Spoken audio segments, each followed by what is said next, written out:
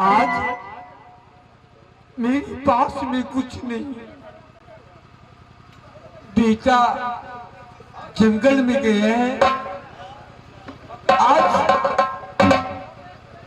देवी जी को स्थापना करना है, मगर बेटा के लिए क्या बनाऊं?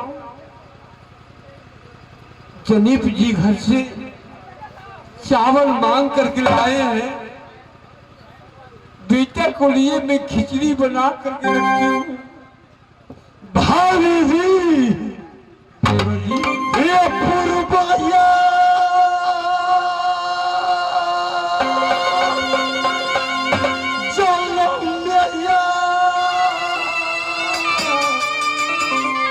बेटा किसी को छीन जा,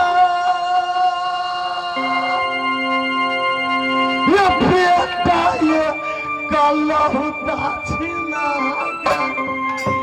ये सजा।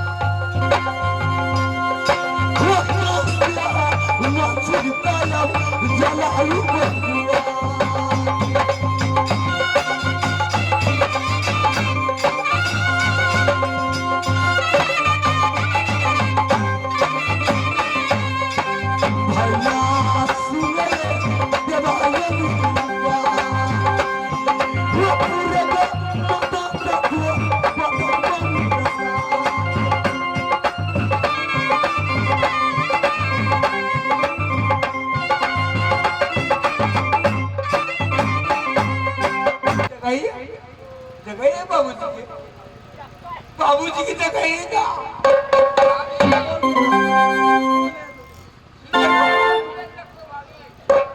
ये कब्बा ये मौका पे नहीं गए हमारा पूरा बोल गया।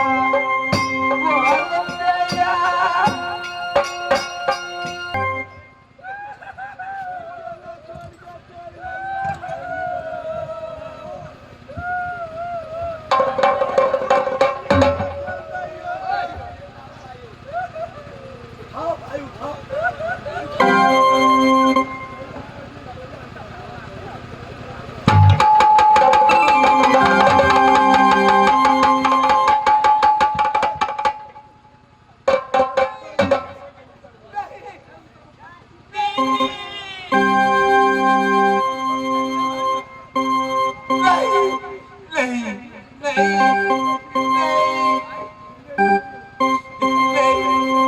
मुझे छोड़ करके बेटा नहीं जाने वाला।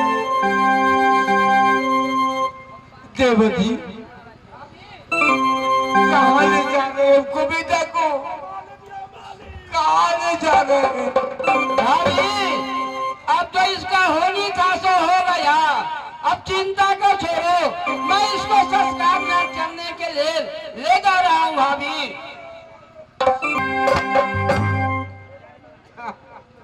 बेटा ही